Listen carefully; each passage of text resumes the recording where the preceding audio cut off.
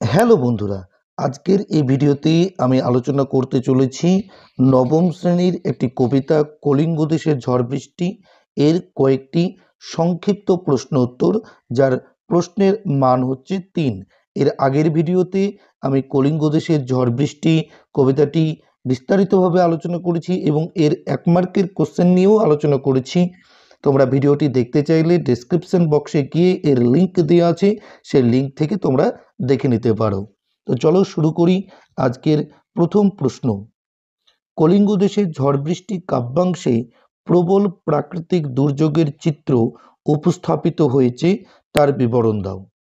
উত্তর দেখো, কলিঙ্গ দেশে ঝড় বৃষ্টির প্রভাবে কলিঙ্গবাসীর দুর্দশা সীমাহীন। ঘন কালো মেঘে আকাশ সমাচ্ছন্ন, বিদ্যুৎ চমকাচ্ছে, বাজ পড়ছে, সেই সঙ্গে প্রবল বৃষ্টি। টানা বৃষ্টিতে শস্য উল্টে পড়েছে, ঘরে থাকা শস্য ভিজে নষ্ট হয়ে গিয়েছে। প্রবল মেঘের গর্জনে কেউ কারো কথাও শুনতে পাচ্ছে না। দিনরাতের কোনো ভেদাভেদ নেই। ঝড়ের আওয়াজ, সেই সঙ্গে বৃষ্টি, সূর্যের আলোর দেখা নেই। এক একটি শিলাখণ্ড ঘরের চাল ভেদ করে মেঝেতে পড়ছে। দেখে মনে হয় ভাদ্র মাসের তাল পড়ে আছে। বন্যার পরিস্থিতি, জলে পৃথিবী একাকার হয়ে গেছে। জল ও স্থলের কোনো ভেদাভেদ নেই।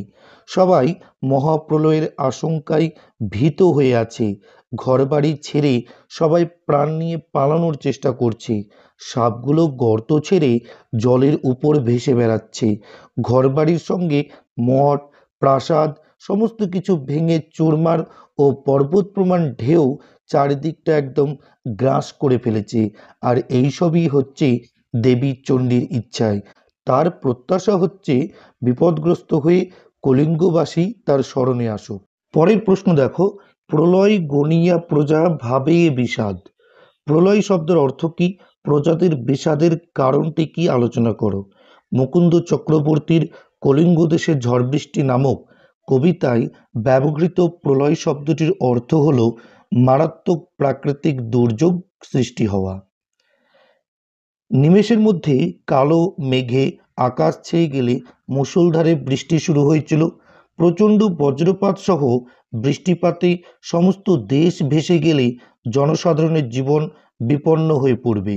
আর তাই প্রলয় আসতে পারে ভেবে এবং প্রচণ্ড ক্ষতির মুখে পড়তে হতে পারে ভেবে প্রজারা একেবারে বিষাদগ্রস্ত হয়ে পড়েছিল। 3 নম্বর প্রশ্ন দেখো, বিপাকে ভবন ছাড়ি প্রজা দিল রর।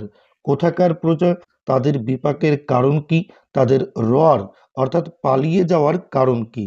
কবি কঙ্কন মুকুন্দ চক্রবর্তীর লেখা কলিঙ্গ দেশের ঝড় বৃষ্টি নামক কবিতার এই পংক্তিতে কলিঙ্গ দেশের প্রজাদের কথা বলা হয়েছে।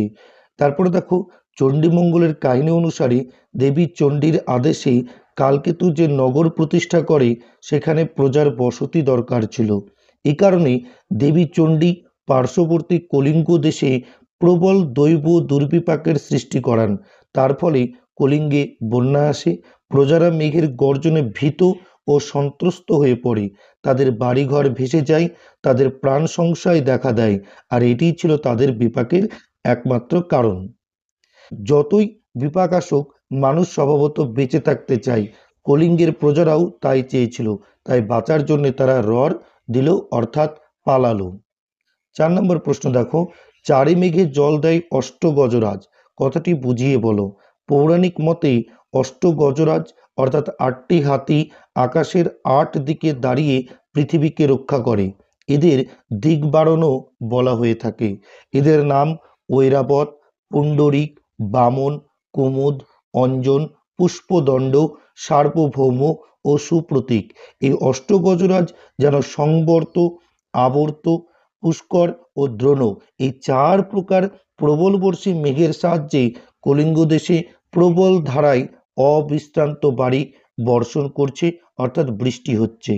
5 নম্বর প্রশ্ন দেখো, পরিচ্ছিন্ন নাহি সন্ধ্যা দিবস রজনী। পরিচ্ছিন্ন শব্দের অর্থ কি? কবি এরকম বলেছেন কেন? কবি মুকুন্দ চক্রবর্তী রচিত কলিঙ্গ দেশে ঝড় বৃষ্টি নামক কবিতাটিতে ব্যবহৃত পরিচ্ছিন্ন শব্দটির অর্থ হল প্রকৃষ্ট রূপে ছিন্ন বা আলাদা করা। সমগ্র আকাশ কালো মেঘে ছেয়ে যাওয়ার ফলে দিনরাত আলাদা করে বোঝা যাচ্ছে না। বলা ভালো দিনরাত সব এক হয়ে গেছে। দিনের বেলাতেও সূর্য প্রকাশিত না হওয়ায় দিনের আলো বন্ধ হয়ে গিয়ে যেন অকাল রাত্রি নেমে এসেছে। তাই দিনরাত পরিচ্ছিন্ন বা পরস্পরের বিচ্ছিন্ন নয় বলেই কবি কথা বলেছেন। ৬ নম্বর প্রশ্ন দেখো, কলিঙ্গের সঙ্গরে সকল লোক যে জৈমিনী, জৈমিনীকে তাকে কলিঙ্গ দেশের সকল লোকে সঙ্গরে কেন বা স্মরণ করছে কেন? সঙ্গর শব্দের অর্থ হচ্ছে স্মরণ করা। জৈমিনী মুনি হলেন পূর্ব মীমাংসা দর্শন প্রণেতা। পৌরাণিক মতে জৈমিনী বেদব্যাসের শিষ্য। ইনি আবার বজ্রপাত নিবারক বলে কথিত। দেবীর নির্দেশে কলিঙ্গ দেশে শুরু হয়েছে প্রবল ঝড় বৃষ্টি, আর সেই সঙ্গে ঘন ঘন বজ্রপাতও শুরু হয়েছে। আতঙ্ক বিহল কলিঙ্গবাসী তাই পরিত্রাণের আশায় বজ্রপাত নিবারক জৈমিনীকে সমর অর্থাৎ স্মরণ করছে। ৭ নম্বর প্রশ্ন, নিরবধি 7 দিন বৃষ্টি নিরন্তর, 7 দিন ধরে অনবরত বৃষ্টির ফলে কি হয়েছিল? 7 দিন একটানা বৃষ্টির ফলে কলিঙ্গ দেশের পথঘাট জলে ডুবে যায়। সমগ্র স্থলভাগ জলমগ্ন থাকায় গর্ত থেকে সাপ বেরিয়ে আসে। ঘরবাড়িতে সঞ্চিত শস্য বিনষ্ট হয়ে যায়। গাছপালা ঘরদোর সব চুরমার হয়ে যায়। তার সঙ্গে শিলাবৃষ্টিতে ঘরের চাল ফুটো হয়। মেঝের উপর তাল সমান শিলা পড়তে থাকে। নদীর সুউচ্চ ঢেউ ঘরের মধ্যে ঢুকে পড়ে। এভাবে প্রজাদের জীবন বিপন্ন হওয়ায় কলিঙ্গ দেশের সাধারণ জনজীবন সম্পূর্ণ বিপর্যস্ত হয়ে পড়ে। ৮ নম্বরে এবং শেষ প্রশ্ন, গর্ত ছাড়ি ভুজঙ্গ ভাসিয়া বলে জলে। ভুজঙ্গ শব্দের অর্থ কি? তারা জলে ভেসে বেড়াচ্ছে কেন? কবি মুকুন্দ চক্রবর্তী রচিত কলিঙ্গ দেশের ঝড় বৃষ্টি নামক কাব্যাংশ থেকে উদ্ধৃত উপরোক্ত পংক্তিতে কথিত ভুজঙ্গ শব্দটির অর্থ হল সাপ।